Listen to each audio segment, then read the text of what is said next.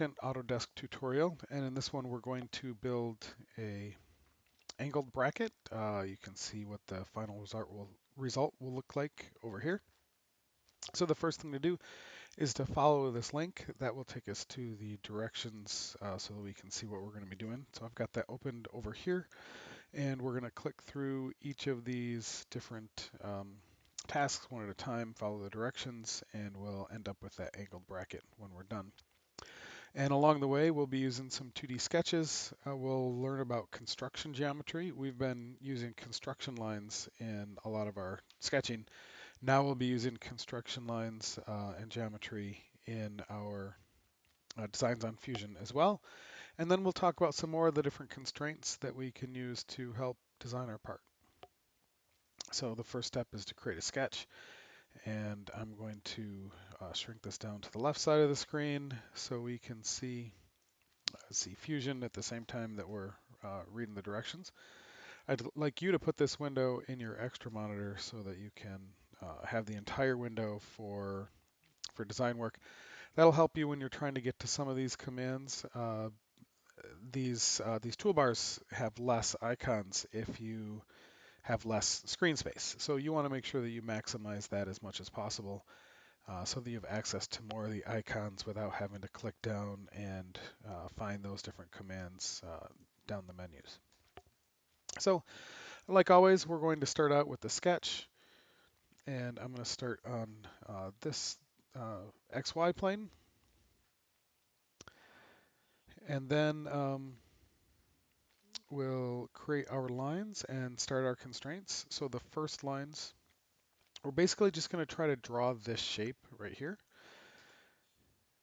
And it says it doesn't really say how big it needs to be. So I'm going to draw it too small and then show what happens if you make it a lot smaller than what they're actually intending. And I'm just going to come out here a little bit, kind of draw that shape. And that's close. It's close enough. It's not exactly right, but it's close enough. And then we're going to create some constraints. So notice some of these constraints, it guessed you wanted them as we made them.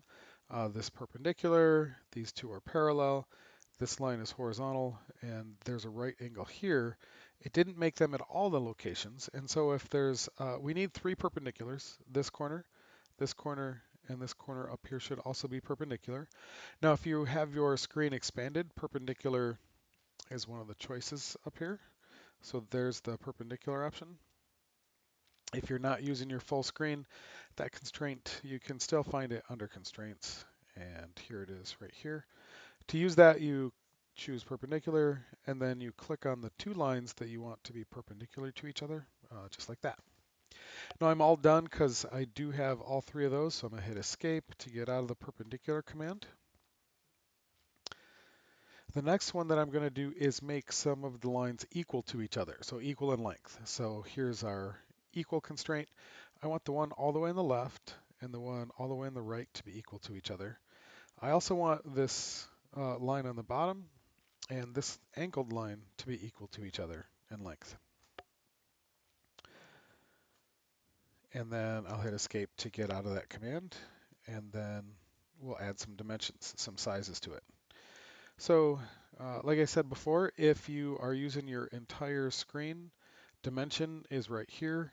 If you have your screen smaller, you can still find that command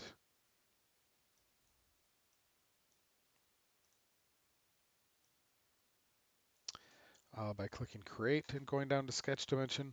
Or notice this D here, that's because D is the shortcut. So you could always just hit D and it will go into dimensioning. The dimensions I want to make are this, I want to be 500.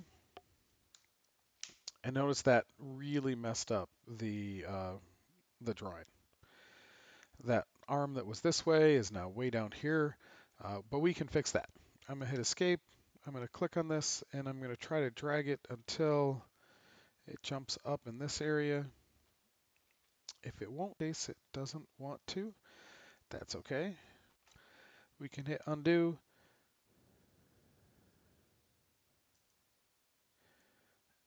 And undo that dimension.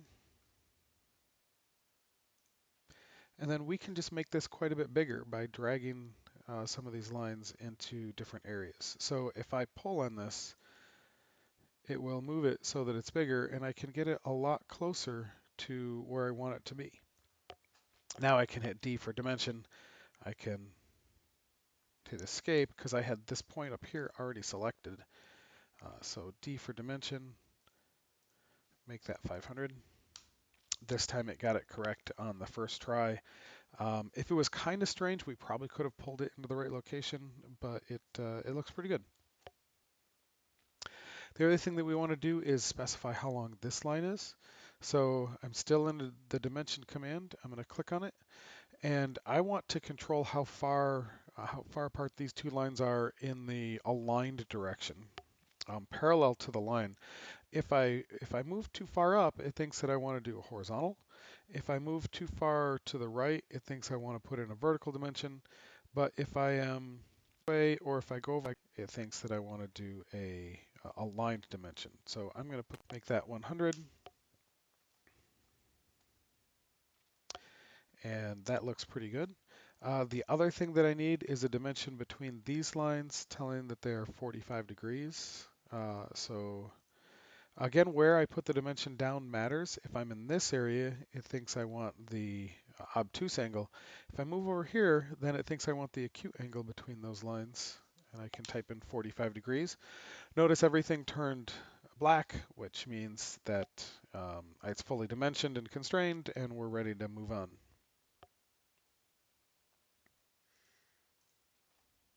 All right. The next thing I want to do is add a circle on the outside of these two. Now, I could add a circle right now and things would work fine, but I would rather make some of this geometry that's not actually going to be part of it into construction lines so it doesn't break up the profiles into more pieces. So I'm going to click on, hit escape to get out of dimensioning. I'm going to click on this line, hold shift down and click on that one. That allows me to select them both at the same time. And then right click and come down to normal/construction. And notice it turned it into dashed lines. Those dashed lines in sketching indicate that those are construction lines and it won't use them. Notice also this is no longer shaded because it's not a closed profile because it won't use construction lines in the profile. Now what we're going to do is put some circles in the middle here. So I'll do a center circle and make sure that when I click on the right spot, I see that little triangle that indicates I'm in the center of the line. I'll click right there. Also make sure I see that square, click on the top. Now I know that that's got 100 as its diameter because it's equal to this one, and this one is 100 long. And I'll do the same thing at this. Notice that it's shaded again because we now have a closed profile, but it includes all the way around here. So I'll hit escape to get out of the circle command. And then next I'm going to add some fillets. Fillets are the round that's going to go in the elbow part of this bracket. So the fillet command is right here. You can select two lines, or if you just go to the intersection, you can click. I can also click on this one. It chose 100 for the default. If it picked a different number, I would just type in 100 and hit enter. And so both of those fillets will be the correct size. They've updated Fusion, so now it keeps this 500 dimension. In the past, that used to go away, but now they keep that dimension, which is really helpful because I could change that if I wanted to in the future. So the next step is to stop that sketch, and then we're going to make it into a part. Now, I like to always go to an isometric view before I do my modify and push pull so I can see which direction things are going. I'm going to press pull. I'm going to click on all three of these profiles that we have here and then drag this out and it snapped to 50, so I'm going to hit OK because that's how big I want it to be. We've done some pretty good work here, so I'm going to save this and I'm going to save it as D1 angled bracket, and I'm going to make sure that I put that back in our Fusion Tutorials directory that we made last time. So I'll be able to find that in the future. And then I'm going to make another sketch on this surface so that it includes this geometry, including everything that created that part. So I'll create a sketch. I'm not going to pick one of my origin planes, but I'll click that front face, and I'm going to make these holes in these locations. But first, I need to have something to put them on. So I'm again going to make a line. I'm going to start right in the center. You can see the circle. I'm going to come over here, and this point doesn't matter too much. It should be kind of in this area, and then up here to that circle as well. So that gives me the angle that kind of goes down the middle.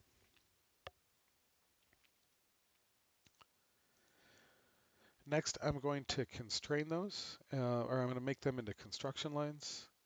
So I'll hit escape to make sure I'm out of commands. Click on one, click on the other, holding shift down to click on the other one, and right click in construction. So it won't use those in the profile, but it'll allow me to put other points or other features on them. And then I want to make sure that these lines are both parallel so that it does go right down the middle. So this one already has the parallel constraint. This one does not because I didn't pick in the exact right spot here. So there's parallel. Click and click. Now it's parallel. It also turned it black so that I know that it's where it's supposed to be.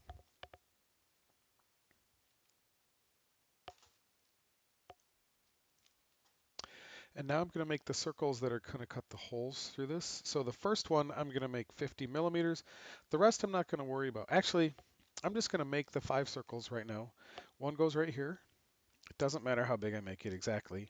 One, I'm going to continue moving over until I see the center and I see that triangle. So one is going to go right there. The next one right in the corner of the elbow. Another one in the center here. There's the triangle. It's going to go right there. Now I'm going to dimension the first one and make it 50. But the rest of these, I don't want to have to type in a number every single time. What if I change them later? I'll have to change it in 5 places. So I'm going to make them all equal. I'll click on the first circle and the second circle. Then I'll click on the second circle and the third circle. Then I'll click on the third circle and fourth, and the fourth and the fifth. So I made each pair equal to each other.